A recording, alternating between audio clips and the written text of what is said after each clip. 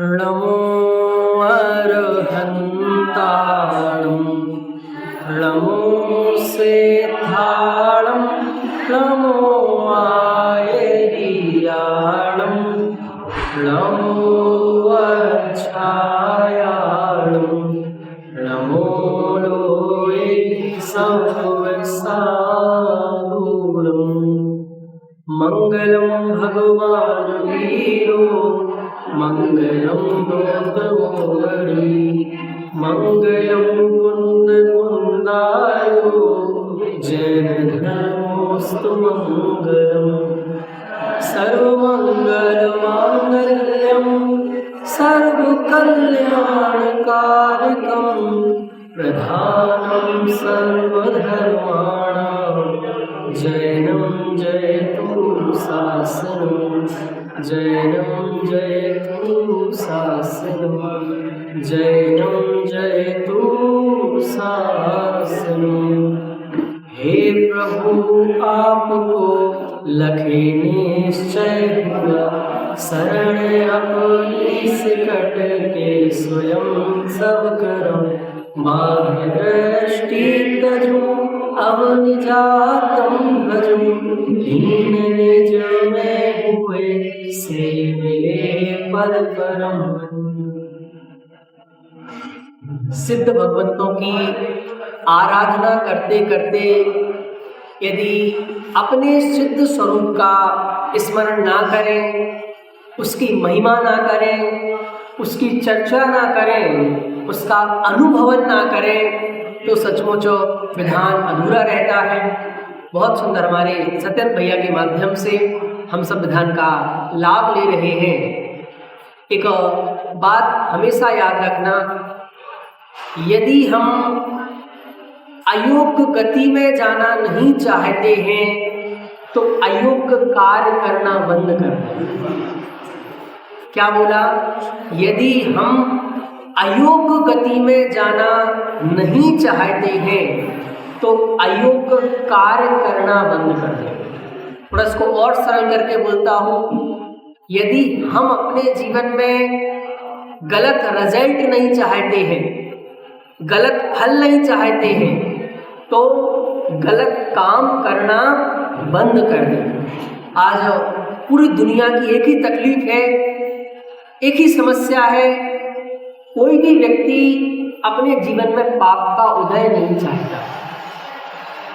पाप का उदय मतलब व्यापार में घाटा होना पाप का उदय है, शरीर में बीमारी होना पाप का उदय है, आपका किसी से झगड़ा हो गया पाप का उदय है, किसी ने आपको हटा दिया पाप का उदय है, किसी ने आपका अपमान कर दिया ये पाप का उदय है।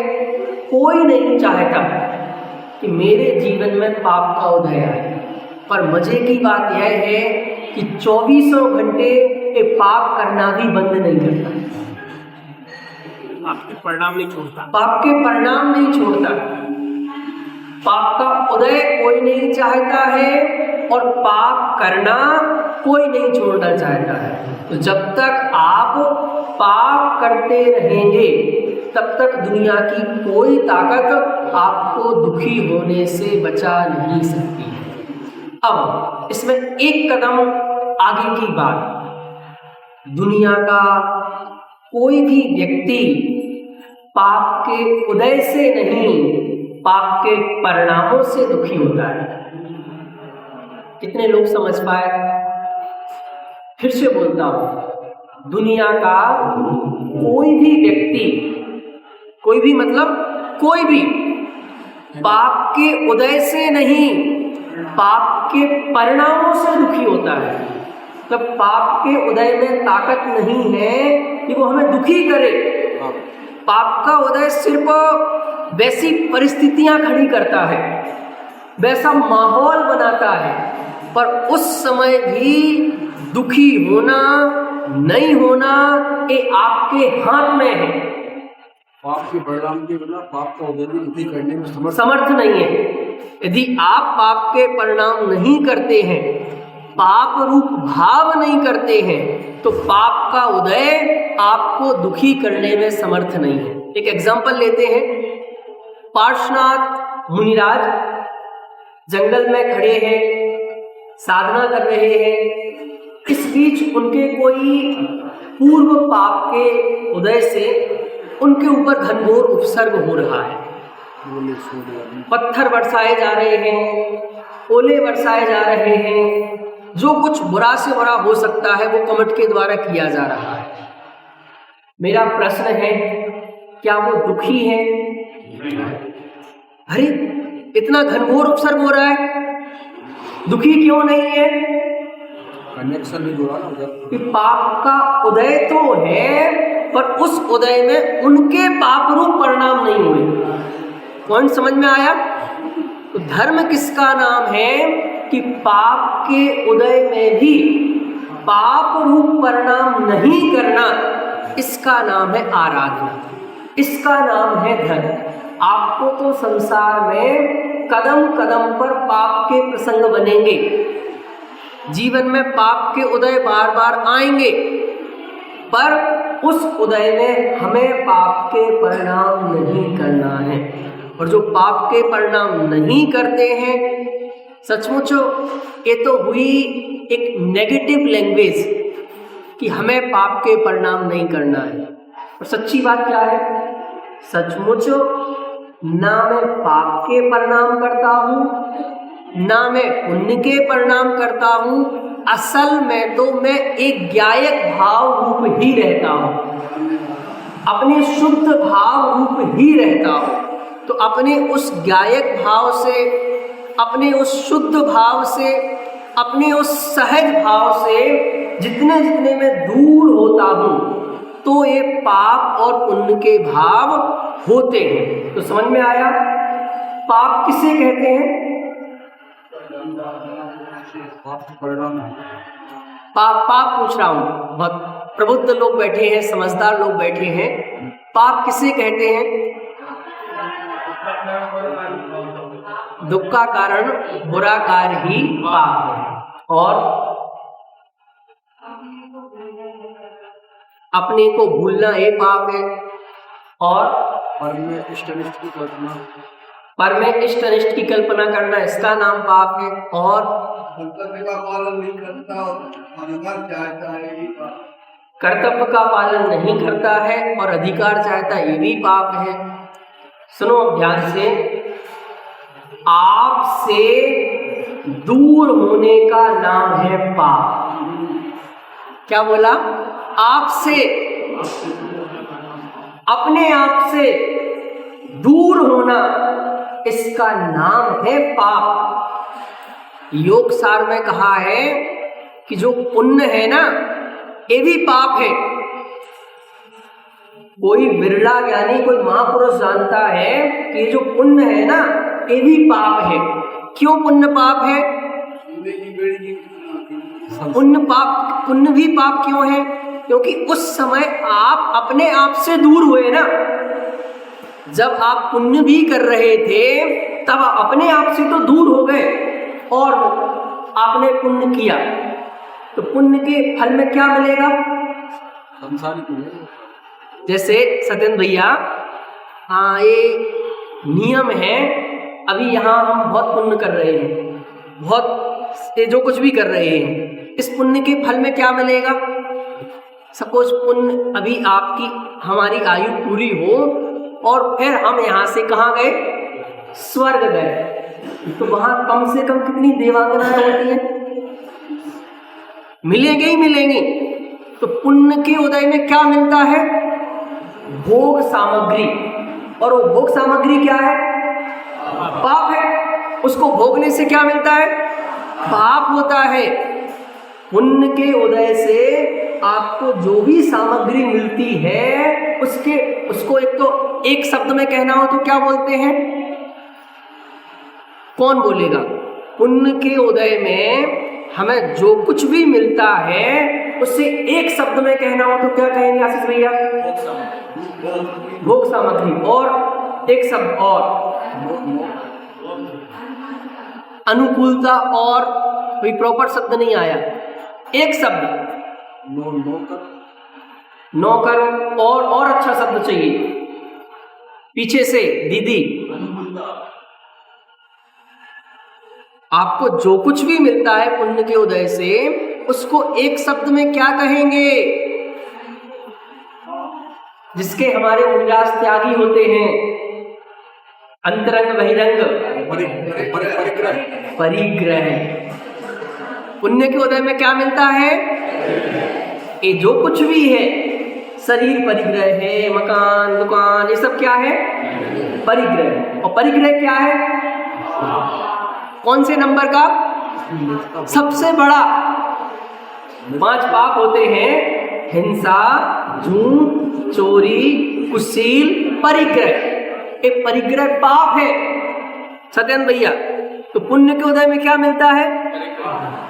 परिग्रह। और परिग्रह क्या है? पाप। उसको भोगने से क्या होता है?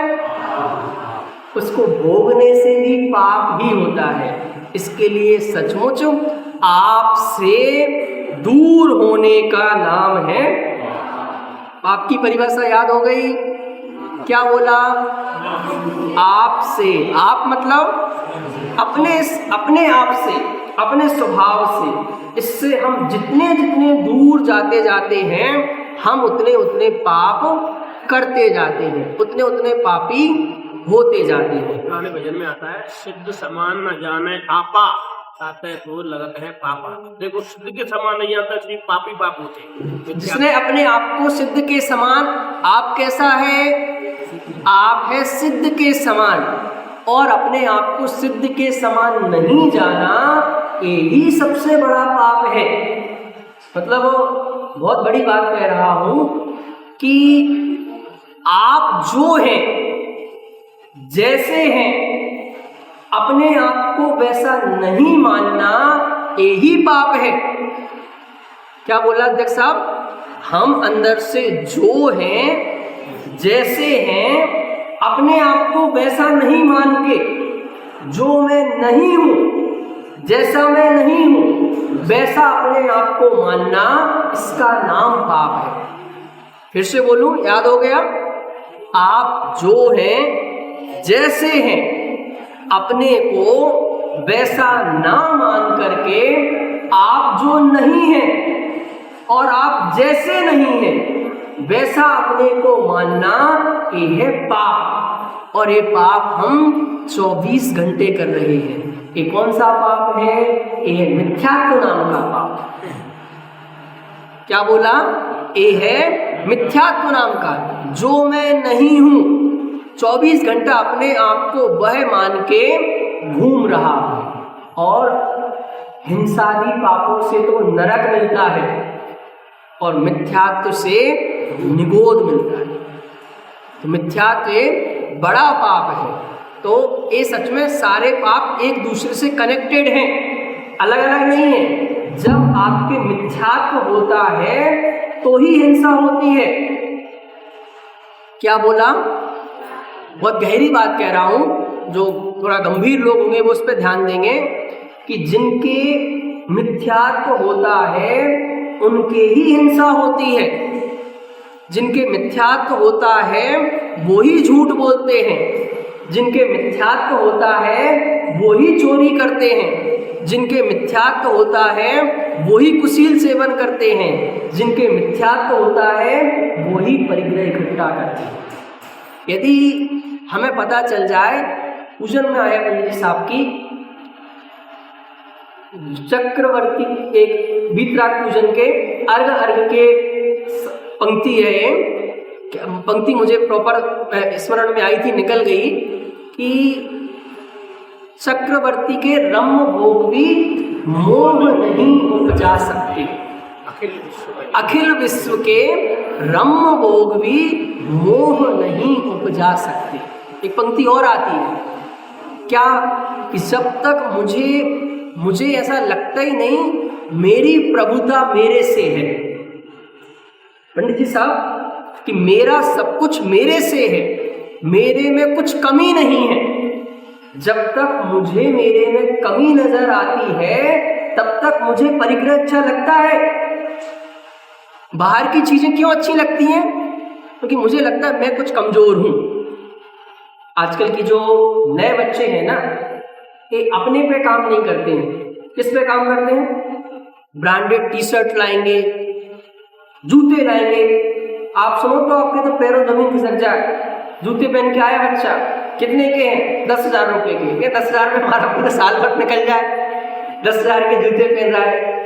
ये चश्मा कितने का है? 20,000 रुपए का। इसमें कुछ अलग दिखता है क्या? समझ में आया? तो बाहर से अपनी शोभा क्यों दिखानी पड़ रही है? क्योंकि अपने आप की प्रभुता पर उससे भरोसा नहीं है। अपने से जितना जितना भरोसा कम होता जाएगा, हम बाहर के प्रदर्शन में उतने उतने उलझते जाएंगे।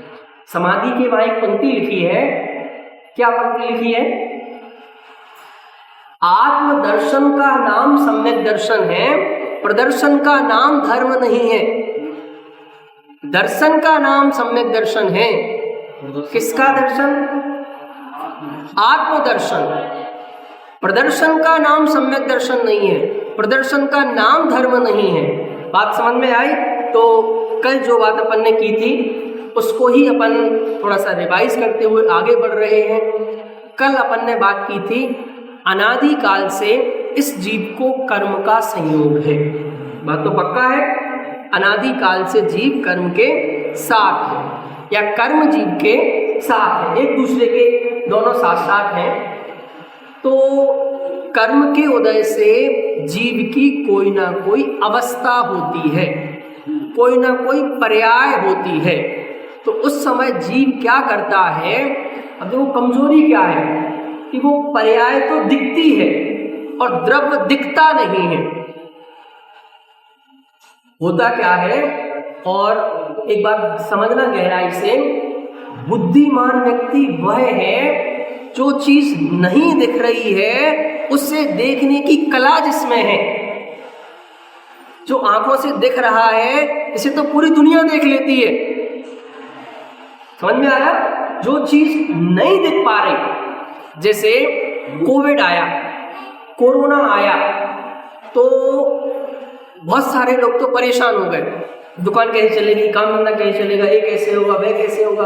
तो उसमें कोई अपॉर्चुनिटी जो किसी को नहीं दिख रही थी, वो जिसे पहले से दिख गई तो उसने अपना काम धंधा चला लिया, और जो जिसे वो चीज नहीं दिख पाई वो वहीं रोना रोता रहा। तो क्या कह रहे हैं कि पर्याय तो आपको दिखती है।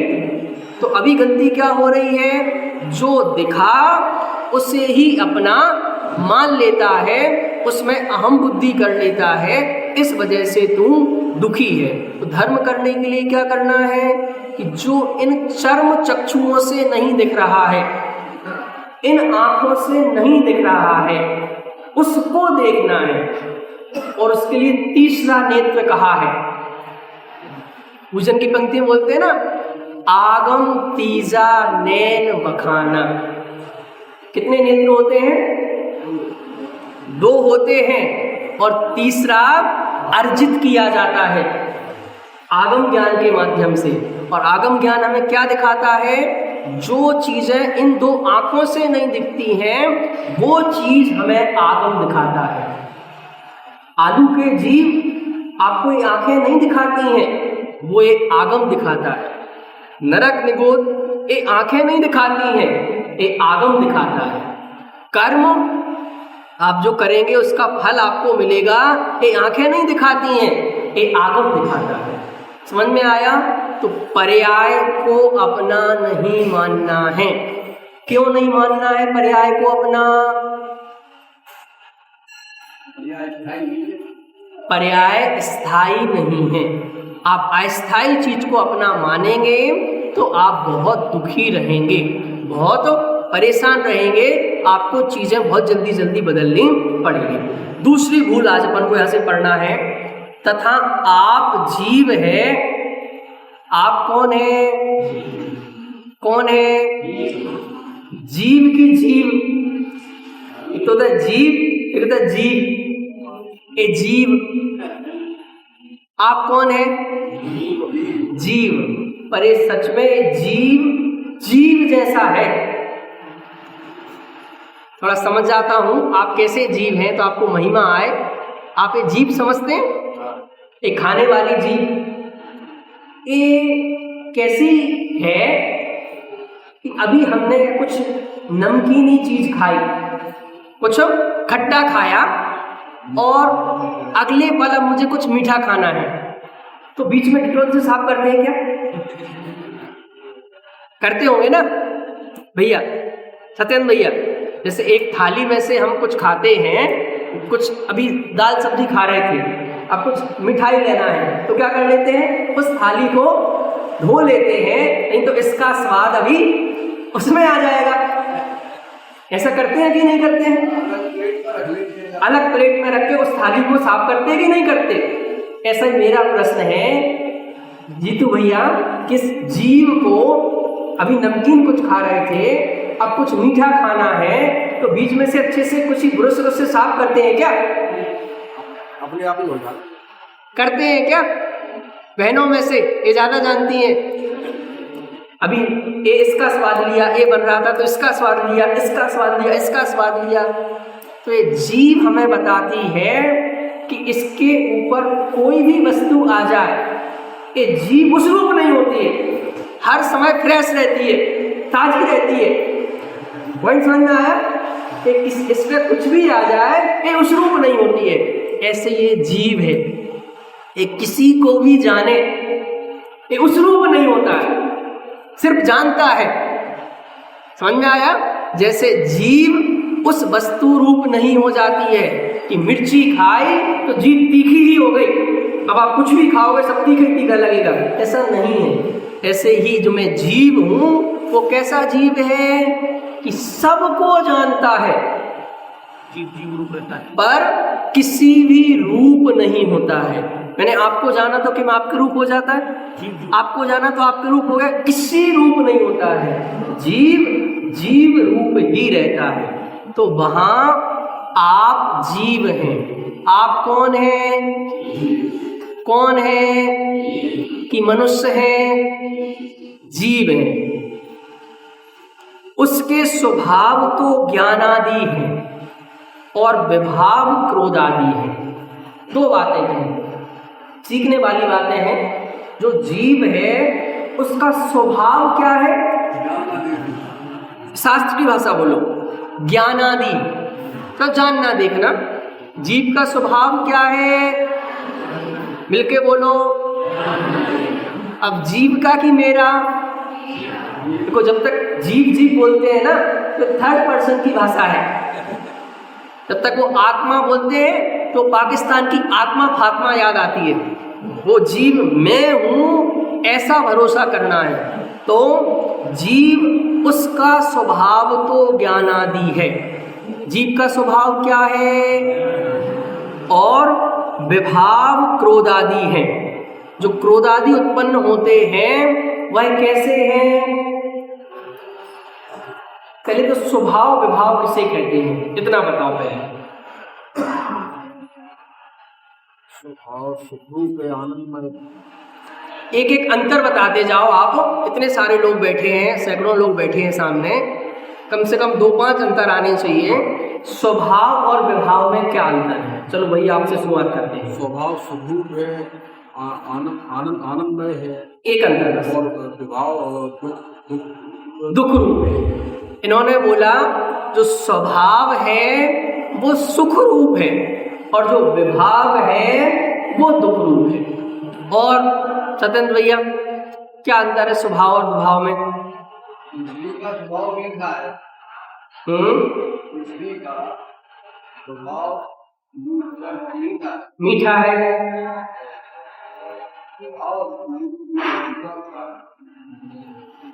विभाव क्या है? उदाहरण नहीं चाहिए, अभी उदाहरण नहीं, अंतर पूछ रहा हूं। इससे पहले तो आपको स्वभाव और विभाव की समझ स्पष्ट हो। बोलते तो बार बार हैं, पर अभी जब तक उसकी गहराई में नहीं जाएंगे तो अंतर समझ में नहीं आएगा। आशीष भैया आप बोलो। स्वभाव विकार रहता है, विभाव छड़ी रहता है। बहुत बढ़िया। जो ये लिख लेना, 2 पॉइंट आ गए, कम से कम 10 चाहिए मुझे, भी निकलेंगे। जो स्वभाव है वो त्रिकाल एक जैसा रहता है। मतलब जैसे कल था वैसे ही आज है, वैसे ही अनंत काल तक रहेगा, वो बदलता नहीं है। और जो हर क्षण बदले उसका नाम है विभाव। मैं इसके लिए एक एग्जाम्पल देता हूँ। किसका एग्जाम्पल लें? भाई साहब का लेते हैं। भैया आपका क्या नाम क्या है? नवीन जी। नवीन जी, आपको सुबह सुबह से आप यहाँ आ रहे थे, धोती दुपट्टा नहीं मिले थे, तो आपको गुस्सा आ गया। गुस्सा आ गया और वो गुस्सा सिर्फ बहुत सज्जन व्यक्ति हैं, धार्मिक व्यक्ति हैं, तो गुस्सा आया और 2 सेकंड में खत्म हो गया। तो मेरा एक निवेदन है कि नवीन भैया अब उस गुस्से को थोड़ा लंबा करो। कर सकते हो? उसको खींचो, थोड़ा खींच सकते हो क्या? नहीं, चलो उसको लंबा तो नहीं कर सकते हैं। अब एक यहाँ प्रतियोगिता हो रही कि जैसा गुस्सा आपने सुबह किया था, सेम गुस्सा फिर से वैसा ही करना है। 1 लाख रुपए मिलेंगे। कर सकते हैं क्या? जैसा किया था वैसे ही गुस्सा फिर से करना है। कर सकते हैं क्या? नहीं कर सकते हैं। इसका मतलब जो रिपीट नहीं हो सकता है, जो लंबा नहीं चलता है, वो सब विभाव है। और जो त्रिकाल है, हमेशा रहने वाला है, एक जैसा रहता है, उसका नाम स्वभाव। बहुत अच्छा। 2-3 अंतर। हाँ, और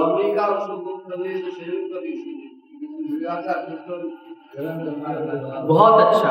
देखो, इन्होंने उदाहरण के माध्यम से अपनी बात कही। सबको बोलना है एक एक स्वभाव और विभाव में अंतर, से आपकी समझ बने आपको कि जैसे अग्नि का स्वभाव, जल का स्वभाव शीतल है और अग्नि के संयोग से वो गर्म हो जाता है, उष्ण हो जाता है, तो वो उष्णता उसका विभाव है। इसको क्या कह सकते हैं कि स्वभाव अपने द्रव्य रूप रहता है। अपने द्रव्य रूप रहना, इसका नाम है स्वभाव। और पर द्रव्य से जुड़ना, इसका नाम है विभाव। जब एक द्रव्य पर द्रव्य का संयोग करता है तो विभाव उत्पन्न होता है। बहनों में से स्वभाव और विभाव में अंतर। ये चर्चा स्वभाव विभाव की चल रही है। बहुत सुंदर। स्वभाव का कभी अभाव नहीं होता है और विभाव का कभी सद्भाव नहीं होता है, मतलब वो रुकता नहीं है। स्वभाव का कभी भी अभाव नहीं होता। वो कैसी सी कैसी स्थिति परिस्थिति में चला जाए, किसी द्रव्य के साथ चला जाए, किसी क्षेत्र में चला जाए, किसी काल में चला जाए, किसी भाव में चला जाए, से बहुत जोर से गुस्सा आ गया तो ज्ञान खत्म हो जाता है क्या? गुस्सा तो खत्म हो जाएगा थोड़ी देर बाद, पर ज्ञान कभी खत्म नहीं होता है। तो स्वभाव का कभी भी अभाव नहीं होता है और जो विभाव है वो कभी टिकता नहीं है, कभी रुकता नहीं है। और बहुत अच्छा। और आपके अलावा पीछे स्वभाव स्वाश्रित है, विभाव पराश्रित है। बहुत अच्छा। जो स्वभाव है वो स्वाश्रित है। स्वाश्रित है मतलब उसको करने के लिए कुछ करना नहीं पड़ता है। मजे की बात, पानी को गर्म करने के लिए तो मेहनत करनी पड़ती है, ठंडा करने के लिए क्या करना पड़ता है? पॉइंट समझ में आया? एक अग्नि से हटा दो, मैं कहता हूँ हटा भी क्यों दो, अग्नि अपने आप बुझ जाएगी। अग्नि पे रखा भी रहे तो अपने आप बुझ जाएगी, अपने आप ठंडा हो जाएगा। तो स्वभाव के लिए कुछ नहीं करना पड़ता है और विभाव के लिए कुछ करना पड़ता है। तो जहां पर कर्तापन है वहां विभाव है, और जहां सहज ज्ञातापना है, जहां सहज भाव है, वहां स्वभाव है। आई बात समझ में? तो क्या बात हुई कि जो जीव है ज्ञानादि, आध घंटा होगा, बस 5 मिनट में पूरा कर रहे हैं इस बात को, वाक्य को पूरा करते हैं। ज्ञानादि स्वभाव है और क्रोध आदि विभाव है। अब बस अभी गलती क्या हो रही है कि इसने क्रोध आदि को अपना स्वभाव मान लिया।